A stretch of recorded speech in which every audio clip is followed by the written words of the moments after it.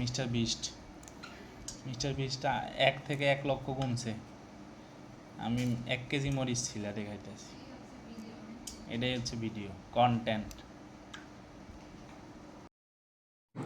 হ্যাঁ, এই কথাটা বলতেছিলাম। আসলে 1 কেজি মরিচ আনছিলাম আচার বানানোর জন্য।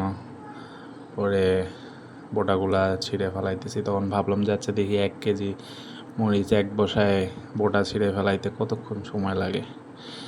তো রেকর্ড চলছে একদম একটা না, কোনো ধরনের কাটিং কুটিং ছাড়া। এটা করার সময় সবচেয়ে যে জিনিসটা একটা রিয়েলাইজেশন আসলো যে মানে এক নাগারে একটা কাজ করা অনেক কঠিন, স্পেশালি আমার জন্য।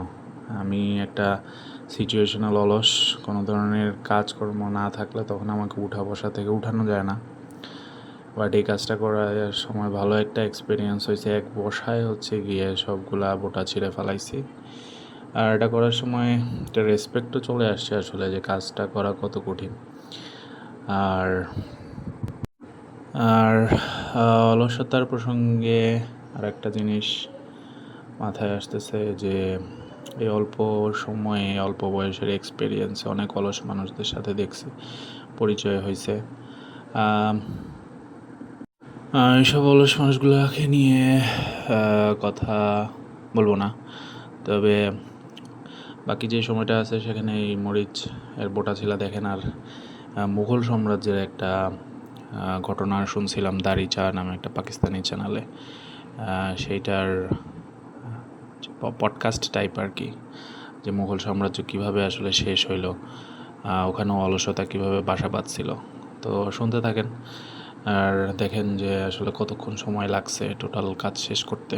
এখানে ভিডিওতে যা দেখাচ্ছে ওরকম সময় না, তার চাইতে আর একটু কম সময় লাগছে। লাস্টে দিয়ে আসলে একটু অন্য প্রুফ দেখাইছি ভিডিও দিয়ে, সো ওইটার কারণে একটু ভিডিও লম্বা হয়েছে।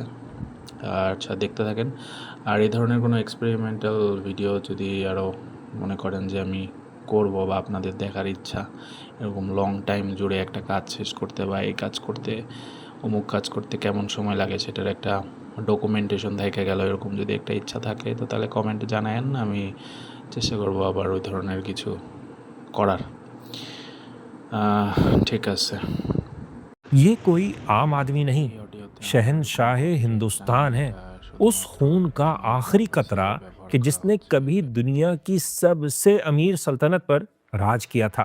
वो कि जिनके सामने अंग्रेज सर झुकाकर आते थे, इजाजत की भीख मांगते थे, लेकिन उस खानदान का ये आखिरी चश्मो चराग आज उन्हीं अंग्रेजों के सामने अपनी जान की अमान मांग रहा है। ये आखिरी मुगल बादशाह बहादुर शाह जफर हैं, बेवतन बेहाल। लेकिन क्यों? आखिर मुगलों को ऐसी जिल्लत और बेबसी का सामना क्यों करना पड़ा? ये अंग्रेजों की कोई साजिश थी, अपनों की गद्दारी, या फिर कुछ और? मुगलों को बाहर के दुश्मनों ने हराया या अंदर ही कुछ ऐसा था जिसने उन्हें खोखला कर दिया था? आज हम दरीचा पर बताएंगे मुगल सल्तनत के उरूज और उनके जवाल की कहानी। आज उनके कारनामों की तारीफ भी होगी और दिल थाम कर बैठिएगा, ये तनकीद भी होगी और बड़ी सख्त होगी।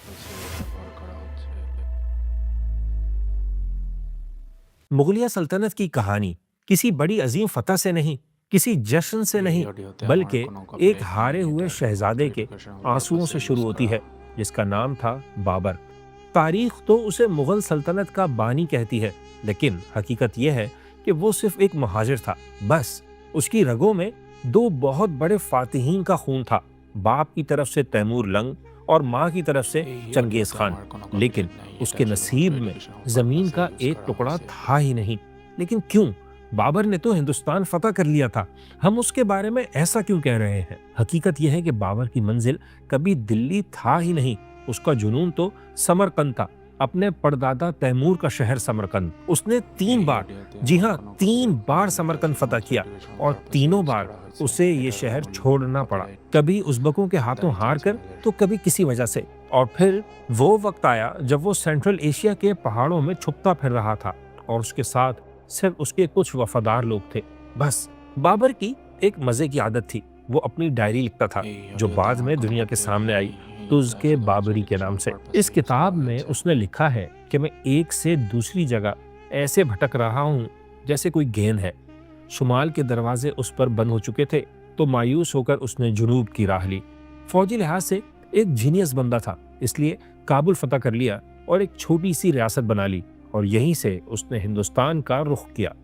ये सफर उसने शौक से नहीं किया था, समझे, ये बाबर की मजबूरी थी, ये उसका प्लान बी था, क्योंकि उसे जिंदा रहने के लिए कोई मुल्क तो चाहिए था। खैर, जिंदा तो बंदा कहीं भी और किसी भी हाल में रह सकता है, लेकिन एम्बिशियस लोगों का दिमाग जरा कहीं और होता है। तो बाबर आगे बढ़ता चला गया, यहाँ तक कि अप्रैल 1526 में वो दिल्ली के करीब पानीपत के मैदान में मौजूद था। जी हाँ, बाबर हिंदुस्तान के दरवाजे पर पहुंच चुका था, और यहाँ उसका मुकाबला था सुल्तान दिल्ली इब्राहिम लोधी से। कहते हैं बाबर के पास सिर्फ 12,000 सिपाही थे, और सामने 2 गुना बल्कि शायद 3 गुना बड़ा लश्कर था। हत्ता कि तुस्के बाबरी में तो बाबर लिखता है इब्राहिम का लश्कर 1,00,000 का था। होगा, ना भी हो तो उसके पास जंगी हाथी जरूर थे, समझे, अपने जमाने के टैंक, जिनके सामने बाबर तो क्या बड़े बड़े घुड़सवार तक नहीं टिक पाते थे। लेकिन बाबर के पास एक ऐसी चीज थी जो हिंदुस्तानियों ने पहले कभी नहीं देखी थी, एक game changer technology, gun powder यानी बारूद। बाबर उस्मानियों से बड़ा इंप्रेस था और उन्हीं की टेक्नोलॉजी अपने साथ लाया था। बाबरी लश्कर में तोपें भी थीं और बंदूकें भी, यही उसका सीक्रेट वेपन था। जब कई दिन के इंतजार के बाद बिलाखिर जंग शुरू हुई और लोधी के हाथी आगे बढ़े, तो बाबर ने एक इशारा किया। हिंदुस्तान में पहली बार वो आवाज गूंजी जो पहले कभी नहीं सुनी गई थी।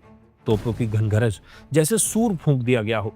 धमाकों और धुएं ने हाथियों को पागल कर दिया। वो जानवर जो बाबर की फौज को कुचलने आए थे, उल्टे पांव अपनी ही फौज को रोनते हुए भाग खड़े हुए। लोधी की फौज कुछ घंटों में लाशों के ढेर में बदल गई या फिर भाग खड़ी हुई। सिर्फ आधे दिन में हिंदुस्तान की किस्मत का फैसला हो गया। अपने वतन में नाकाम होने वाला, बार बार हारने वाला बाबर एक नए मुल्क में कामयाब हो गया। उसने एक बड़ी सल्तनत की बुनियाद रख दी थी, मुगल एम्पायर। लेकिन एक मजे की बात, उन्होंने कभी खुद को मुगल नहीं कहा। असल में मुगल फारसी जबान में मंगोल को कहा जाता है।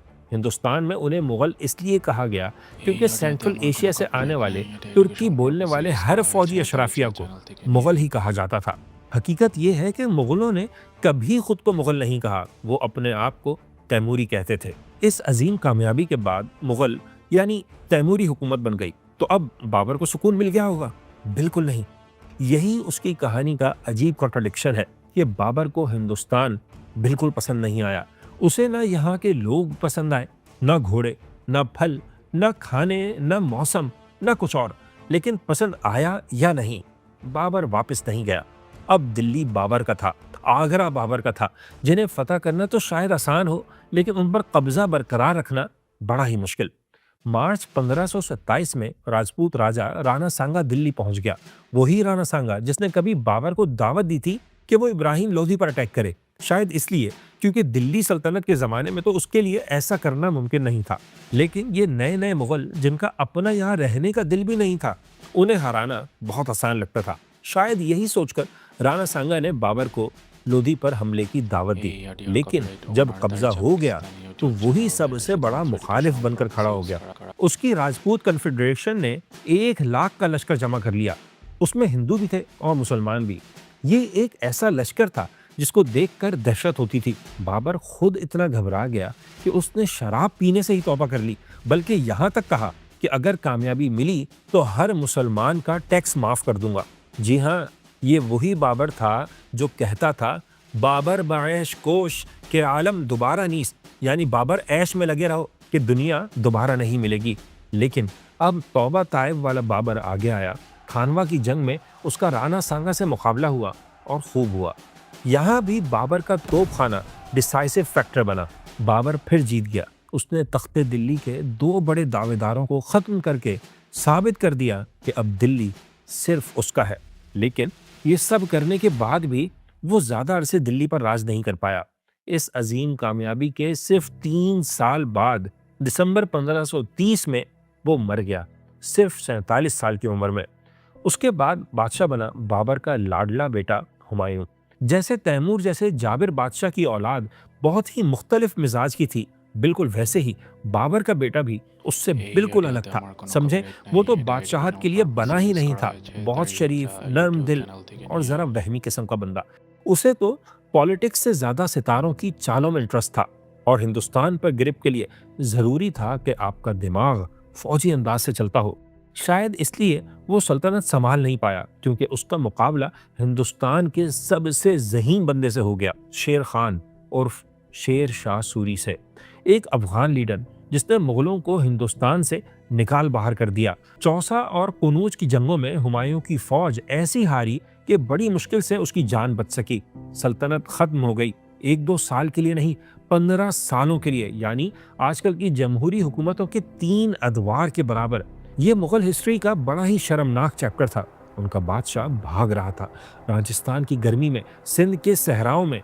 ना उसके पास फौज थी, ना तख्त और ना ही हुकूमत। ना वो काबुल जा सकता था, ना कहीं और, क्योंकि कोई उसे अपने पास देखना भी नहीं चाहता था। ये थी उस जमाने की रियलिटी। खुद को जंग के मैदान में साबित करो, वरना तुम्हारा भाई भी अपना नहीं है। तो इसी भाग दौड़ में सिंध के रेगिस्तान में अमरकोट के मकाम पर हुमायूं के यहाँ एक बेटा पैदा हुआ। नाम रखा गया अकबर। जी हाँ, अकबर किसी महल में नहीं, दरबदरी में, जिलावतनी में, गुमनामी में पैदा हुआ। कौन जानता था कि ये बच्चा हिंदुस्तान का सबसे बड़ा बादशाह बनेगा, अकबर आजम कहलाएगा। खैर, ये वक्त तो जब आएगा तब आएगा। अभी तो हुमायूं को अपनी जान के लाले पड़े हुए थे। उसके पास सिर्फ एक ही उम्मीद थी, पड़ोसी मुल्क ईरान, जहां तब सफवी एम्पायर का राज था। वहां के बादशाह तहमास्प ने हुमायूं को पनाह दी, लेकिन कहते हैं बड़ी भारी कीमत ली।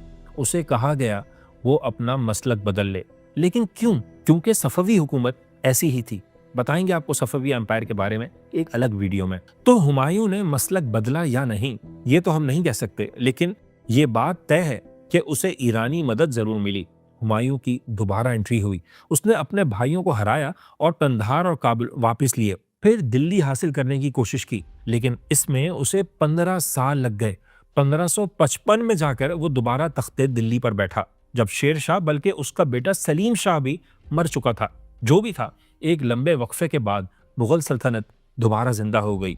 लेकिन किस्मत देखें, इतनी मेहनत और कोशिश के बाद, इतनी जिल्लत और मुश्किल झेलने और इतनी जंगें लड़ने के बाद जब हुमायूं को हुकूमत करने का मौका मिला, तो उसे सिर्फ 6 महीने मिले। एक शाम वो अपने कुतुब खाने यानी लाइब्रेरी में गिरा और उसे सर पर ऐसी चोट लगी कि 3 दिन में ही इंतकाल हो गया। हुमायूं चला गया और पीछे ऐसा हिंदुस्तान छोड़ गया जहां उसके 13 साल के बेटे अकबर ने हुकूमत करना थी, जिसने मजहब, सियासत और कल्चर में एक नया और कंट्रोवर्शियल दौर शुरू किया।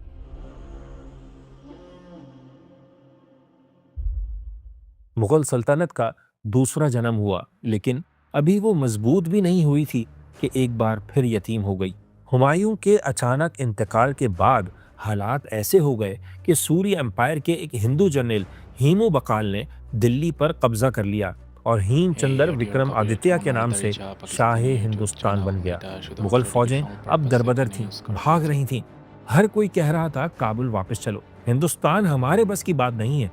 लेकिन एक शख्स था जिसने भागने से इनकार कर दिया, खाने खानान बहरम खान, मुगलों का मिलिट्री कमांडर और 13 साल के अकबर का सरपरस्त। उसने शहजादे को साथ लिया और पूरी फौज के साथ पानीपत के मैदान में आ गया। वही मैदान जहां बाबर ने इब्राहिम को हराकर मुगल सल्तनत की बुनियाद रखी थी। वहीं पर नवंबर 1556 में अब फैसला होने वाला था कि मुगल बाकी रहेंगे या नहीं। फिर हुई पानीपत की दूसरी जंग, वो जंग जो शायद तलवार से नहीं, किस्मत से जीती गई। हुआ यूं कि हीमू की फौज तबाही मचा रही थी, जीत के करीब थी, मुगलों के कदम उखड़ने वाले थे कि अचानक एक तीर सीधा आकर हीमू की आंख में लग गया। ये तीर किसने मारा, कहां से आया, किसी को पता नहीं। बस उसके फौजियों ने देखा कि बादशाह बेहोश होकर गिर रहा है, तो भगदड़ मच गई, जीत हार में बदल गई और यूं अकबर, जिसे कल तक कोई जानता भी नहीं था, अब हिंदुस्तान का शहंशाह था।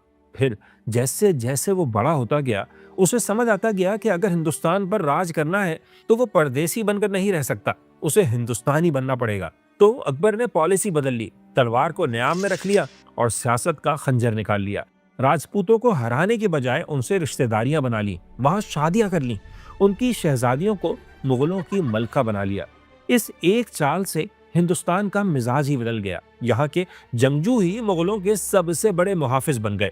अब मुगल एम्पायर सिर्फ मुसलमानों की नहीं, पूरे हिंदुस्तान की सल्तनत थी। चले, बात यहाँ तक रहती भी तो काफी था, लेकिन भाई इक्तदार का नशा ऐसा होता है कि दुनिया का कोई नशा उस तक पहुंच नहीं सकता। हुआ ये कि अकबर ने अपनी सल्तनत को जोड़ने के लिए मजहब को ही तोड़ दिया। उसने सोचा कि अगर सबका मजहब एक हो जाए तो मेरा इक्तदार हमेशा के लिए महफूज हो जाएगा। वो पढ़ना लिखना नहीं जानता था, बाबर और हुमायूं से बिल्कुल मुख्तलिफ मिजाज का बंदा था। शुरू में बड़ा मजहबी मिजाज रखता था, लेकिन दरबारी मौलवियों की हरकतों की वजह से उसके जहन में कुछ शक पैदा हो गया। दरबारी मौलवी चाहते तो उसे संभाल सकते थे, लेकिन उल्टा उन्होंने उसकी हौसला अफजाई शुरू कर दी और बात यहाँ तक बढ़ गई कि एक नया दीन ही ईजाद हो गया, जिसे दीन इलाही कहते हैं। एक ऐसा कॉकटेल जिसमें इस्लाम, हिंदू मत, मसीहियत और बुद्ध मत सब शामिल थे। क्या अकबर ने वाकई कोई नया दीन ईजाद किया था, या वो मुसलमानों में रोशन ख्याली, एतदाल पसंदी का पहला अलंबरदार था? कुछ हिस्टोरियंस तो कहते हैं दीन इलाही का नाम तो कभी अकबर के दरबार में लिया तक नहीं गया, लेकिन ये उसकी पॉलिसी ही थी, जिसका नाम हो या ना हो, बिलाखिर एक नया मजहब जरूर थी। ये हिंदुस्तान जैसे कई मजहब रखने वाले मुल्क में सबको खुश रखने की पॉलिसी तो हो सकती है, लेकिन हकीकत यह है कि ये इस्लाम और मुसलमानों के लिए बहुत बड़ा धचका साबित हुई। रियासत के लिए मजहब कुर्बान करने की हरकत ये कभी बद से बदतरीन मुसलमान हुक्मरान ने नहीं अपनाई। और लोग तो हुक्मरानों के दीन पर होते हैं। जब अशराफिया का दीन ही ऐसा हो जाए तो अंदाजा लगा ले कि नीचे क्या हाल हुआ होगा। बहरहाल अकबर ने तकरीबन 50 साल हिंदुस्तान पर हुकूमत की और उसके बाद उसका बेटा सलीम जहांगीर के नाम से तख्त पर बैठा। अकबर की पॉलिसियों की वजह से जंगों का जमाना गुजर चुका था, अब आर्ट का दौर था, और हाँ, इंसाफ का भी। जहांगीर ने अपने महल के बाहर एक बड़ी जंजीर लटका दी, जिसे जंजीर अदल यानी चेन ऑफ जस्टिस कहा जाता है। कोई भी फरियादी दिन हो या रात ये जंजीर खींचकर सीधा बादशाह से इंसाफ मांग सकता था। समझे, ये उस जमाने का सिटीजन्स पोर्टल था, शहंशाह हिंद तक पहुंचने की डायरेक्ट हॉटलाइन। अब इंसाफ मिलता था या नहीं, इस बारे में हम कुछ नहीं कह सकते, लेकिन जितना अमन उस दौर में था, लगता यही है कि जंजीर अपना काम कर रही थी। बहरहाल जहांगीर के उस दौर में एक ऐसा वाकया पेश आया जो उस वक्त तो बिल्कुल छोटा सा, मामूली सा लगता था, लेकिन उसने बाद में मुगलों की कब्र खोद दी। ये 1615 था जब जहांगीर के दरबार में एक गोरा हाजिर हुआ। नाम था थॉमस रो। ये बरतानिया के बादशाह का सफीर था और उसका कहना था कि हमें हिंदुस्तान में तिजारत करने की इजाज़त दी जाए। जहांगीर जैसा बादशाह, जिसके नाम का मतलब ही दुनिया को फतह करने वाला था, वो भला एक छोटे से सौदागर से क्या खतरा फील करता। उसने बेपरवाही के साथ अंग्रेजों को कारोबार की इजाज़त दे दी, लेकिन उसे अंदाज़ा नहीं था कि ये ताजिर नहीं, दीमक है जो पूरे हिंदुस्तान को चाट लेगी। वो ट्रेड एग्रीमेंट पर नहीं, बल्कि आने वाली नस्ल के डेथ सर्टिफिकेट पर साइन कर रहा है। यह मुगलों का सबसे बड़ा इंटेलिजेंस फेलियर था। उन्होंने समंदर पार से आने वाले इस खतरे को पहचाना ही नहीं। बहरहाल जहांगीर के बाद आया शाहजहां और मुगल अपनी पीक पर पहुंच गए। समझे, ये हिंदुस्तान की गोल्डन एज थी, वो दौर जब हिंदुस्तान वाकई सोने की चिड़िया बन गया था। यूरोप के बादशाह हिंदुस्तान की दौलत के किस्से सुनकर राल टपकाते थे। शाहजहां ने इस दौलत से वो काम किए जो आज तक दुनिया को हैरान करते हैं। उसने ताजमहल बनवाया, अपनी मलका की याद में मोहब्बत की वो निशानी जिसे देखकर आज भी दुनिया दंग रह जाती है। फिर लाल किला, जामा मस्जिद, शालामार बाग, फिर उसने तख्ते ताउस भी बनवाया। दुनिया जहां के कीमती हीरे उसके खजाने में थे, कोहे नूर से दरियाए नूर तक। उसकी तामीरात शानदार थी, खजाने आंखों को खीरा करने वाले थे। लेकिन फिर वही तारीख का पुराना उसूल है, हर उरूज को जवाल है। शाहजहां 30 साल हुकूमत करने के बाद जब बूढ़ा हुआ तो उसके अपने ही बेटों ने उसकी जिंदगी जहन्नम बना दी। शाहजहां के 4 बेटे थे, लेकिन तख्त तो एक ही था। सबसे बड़ा बेटा दारा शिको बाब का लाडला था, जबकि सबसे काबिल था औरंगजेब। शाह शुजा और मुराद बख्श भी थे, और हुआ ये कि बाप की जिंदगी में ही ये बेटे आपस में लड़ पड़े। बाप बड़े बेटे के साथ था और बाकी सब औरंगजेब के साथ। और सामूगढ़ के मैदान में जब सबका मुकाबला हुआ तो औरंगजेब जीत गया। उसने अपने बाप शाहजहां को किला आगरा में नजरबंद कर दिया, जहां उसने अपनी जिंदगी के आखिरी 8 साल गुजारे। यहाँ वो खिड़की से ताजमहल को हसरत से देखता था। ये इबरत का मकाम था। जिस बाप ने बेटों को लड़ने से नहीं रोका, आखिरकार खुद उनकी लड़ाई का निशाना बन गया। यूं शाहजहां के बाद तख्त पर बैठा वो बंदा जिसे तारीख या तो वली कहती है या विलन, मुगलों का आखिरी अजीम बादशाह औरंगजेब आलमगीर, जिसने सल्तनत को उस उरूज पर पहुंचा दिया जहां से सिर्फ एक ही रास्ता बचता था, जवाल का रास्ता।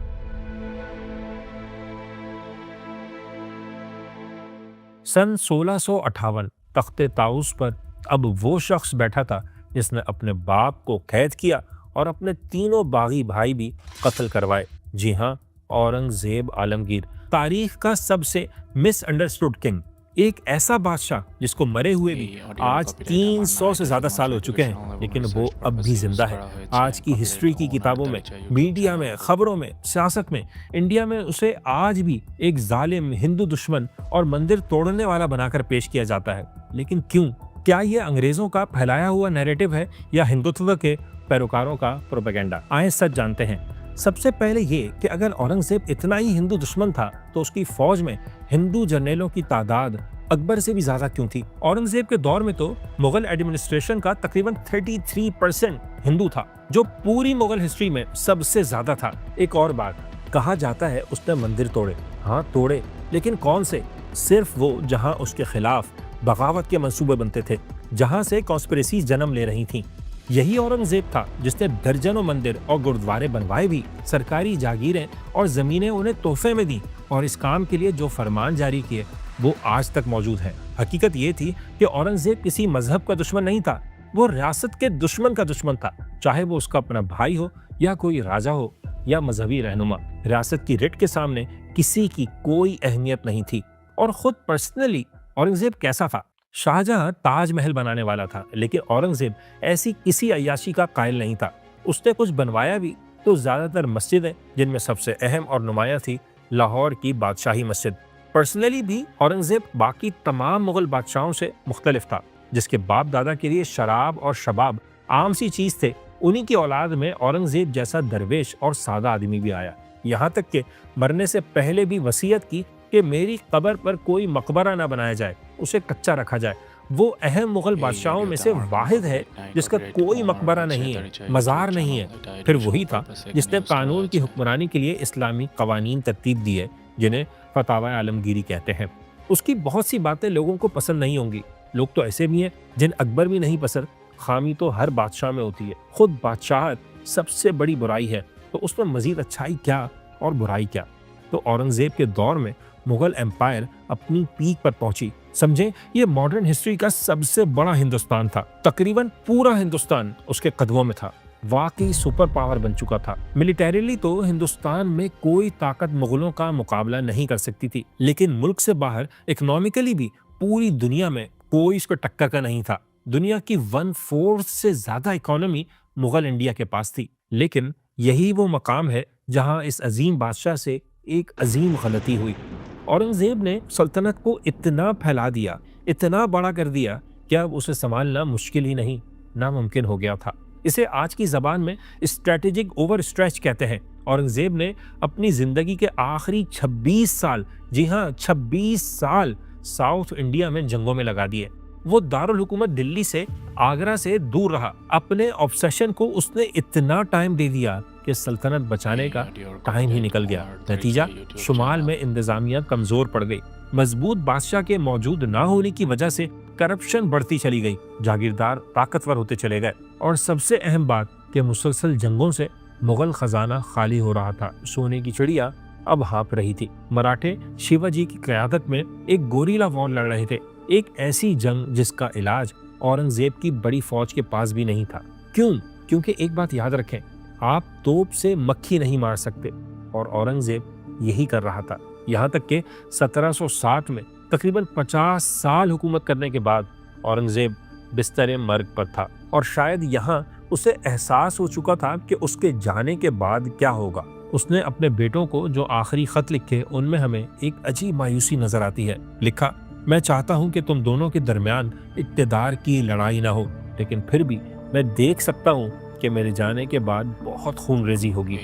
ये एक टाइटन का एतराफ़ शिकस्त था। 90 साल की उम्र में औरंगज़ेब का इंतकाल हो गया और उसकी आंखें बंद होते ही समझे मुगल सल्तनत के उरूज का सूरज भी डूब गया। इस जवाल की वजह क्या थी? क्या औरंगज़ेब के बेटे नालायक थे या मुगल सिस्टम में कोई खराबी थी? आए आगे बढ़ने से पहले कुछ क्रिटिकल एनालिसिस कर लेते हैं। वो गलतियां देखते हैं जिन्होंने उरूज के बाद हिंदुस्तान को गुलाम बना दिया।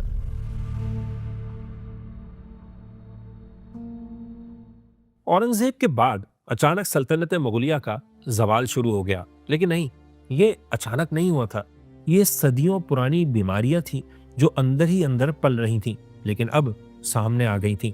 हमने तो हमेशा यही सुना है कि अंग्रेज बड़े चालाक थे, उनकी टेक्नोलॉजी बेहतर थी, या फिर हमारे अंदर ही गद्दार पैदा हो गए थे। जो कुछ हुआ उन्हीं की वजह से हुआ। ये सब भी सच है, लेकिन पूरा सच नहीं है। हकीकत यह है कि मुगलों ने अपनी पीक के जमाने में कुछ ऐसी तारीखी गलतियां की जिसने उनकी जड़ें ही काट दी। अगर ये मिस्टेक्स ना होती तो शायद हालात इस लेवल तक न जाते। पहली और सबसे बड़ी गलती थी द आइडियोलॉजिकल वैक्यूम, यानी नजरियाती खला। जरा मुस्लिम वर्ल्ड के नक्शे को गौर से देखें। अरब फातेह जहां भी गए, मिस्र, शाम, ईरान, शुमाली अफ्रीका, जहां भी गए, उन्होंने सिर्फ जमीन फतह नहीं की, दिल भी जीते। वो इलाके या तो 100% या मेजॉरिटी मुस्लिम एरियाज बन गए। वहां की जबान, कल्चर, सोच सब के सब इस्लाम के सांचे में ढल गई। लेकिन हिंदुस्तान में क्या हुआ? गौरियों से लेकर मुगलों तक तकरीबन 800 साल यहाँ मुसलमानों ने राज किया। दुनिया की कोई कौम ऐसी नहीं जो इतने लंबे अरसे तक किसी जगह पर हुक्मरान रही हो, लेकिन फिर भी मिनॉरिटी रह जाए।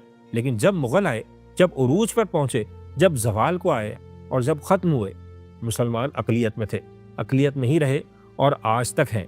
क्यों? जवाब बहुत कड़वा है, लेकिन सच यही है कि मुगलों ने एज ए स्टेट इस्लाम फैलाने की कभी कोई मुनज़्ज़म और संजीदा कोशिश ही नहीं की। नहीं, मैं ये नहीं कह रहा कि तलवार के जोर पर फैलाएं। इस्लाम ना तलवार के जोर पर फैला है और ना फैल सकता है। मैं कह रहा हूं कि वो मैदान तो तैयार करें कि जिसमें इस्लाम को आगे बढ़ने का मौका मिले। आप कहेंगे बादशाहतें होती ही ऐसी हैं, उनकी प्रायोरिटी दीन नहीं, सिर्फ और सिर्फ रेवेन्यू हासिल करना थी, बस।